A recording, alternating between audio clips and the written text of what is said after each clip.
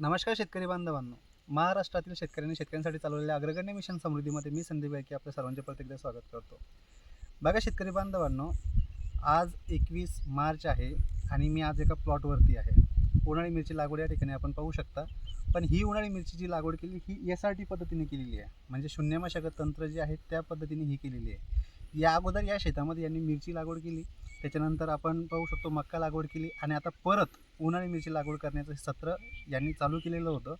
आणि यांची जी मिरची आहे ही मिरची लागवड झालेली आहे जवळपास 24-25 फेब्रुवारीला आणि आज आहे 21 मार्च, म्हणजे जवळपास 25 ते 26 दिवस या मिरची झालेले होते.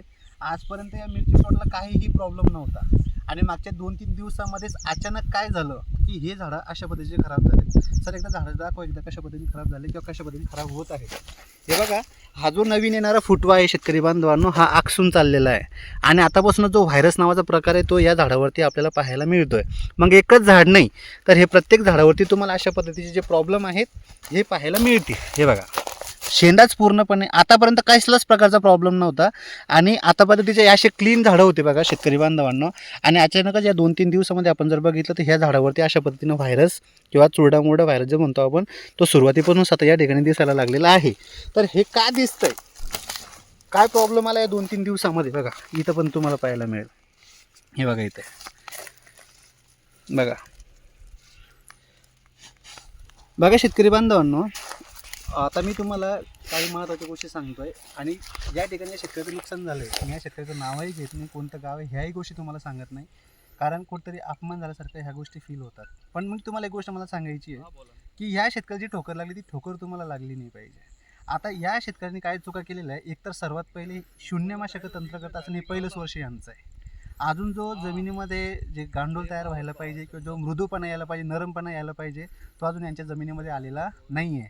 आणि अशामध्येच यांनी हिंमत केली आणि उन्हाळी मिरची लागवड करण्याचं सत्र यांनी सुरू केलं.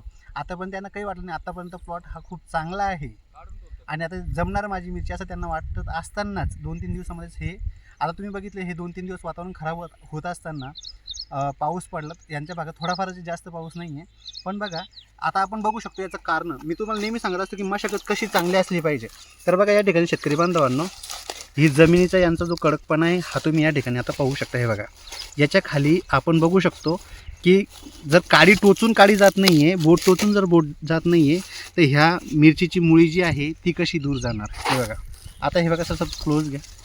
हे बघा शेतकरी बांधवांनो, हे झाड उपटलं आहे. आता बघा झाड एवढं मोठं झालं शेतकरी बांधवांनो, याला जर या ठिकाणी मुळ्याच नाही आहे किंवा ज्या काही मुळ्या ह्या जर आतापासून जर फिरून इथं बसलेल्या आहे बघा, याची सोटमुजी तुटलेली आहे या ठिकाणी.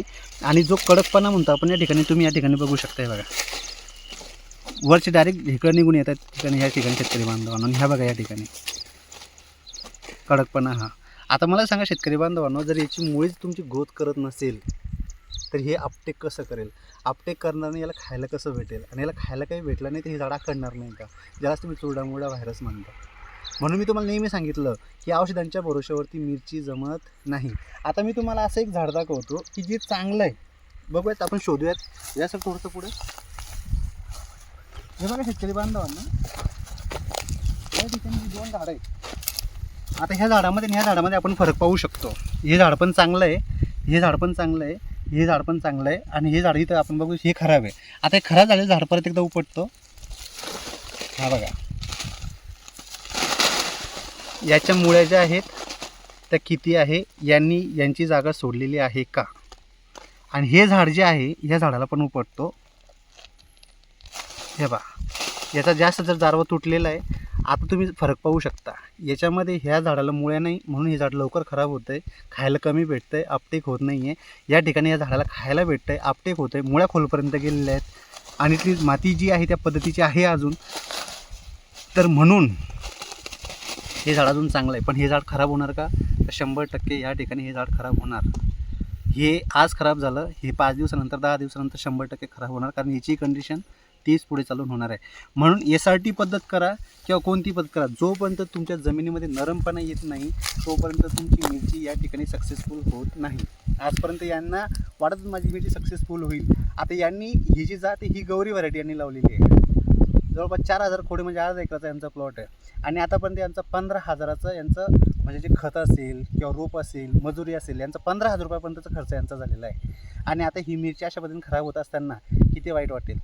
मल्चिंग पेपर भलेही नसेल टाकला, तो खर्च अजून आपण कमी केला, पण याच्यातमध्ये जो काही भेसळ डोस टाकला असेल किंवा जे काही खतं टाकले असतील किंवा लावण्याचा खर्च ₹1.5 काढीने ह्या रोपांचा खर्च, तर 15,000 रुपये खर्च या 4,000 काडीला झालेला आहे. अर्ध्या एकराला झालेला आहे.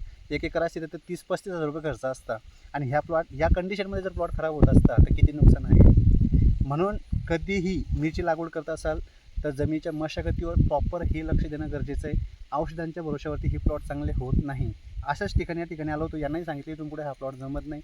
यांनी याच्यातून लक्ष काढून घेतलं, याच्यानंतर ही प्लॉटला ट्रीटमेंट करणार नाही आहेत. हा प्लॉट अशाच पद्धतीने खराब होऊन याला नांगरून टाकणार.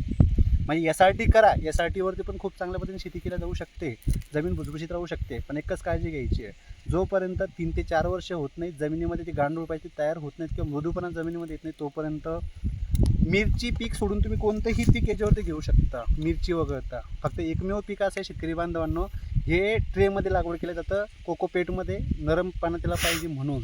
आणि ते आपण आपल्या शेतात आणून ह्या कडकपणामध्ये जर लावलं तर ते सक्सेसफुल होत नाही. माहिती कशी वाटली मला कमेंटमध्ये सांगा.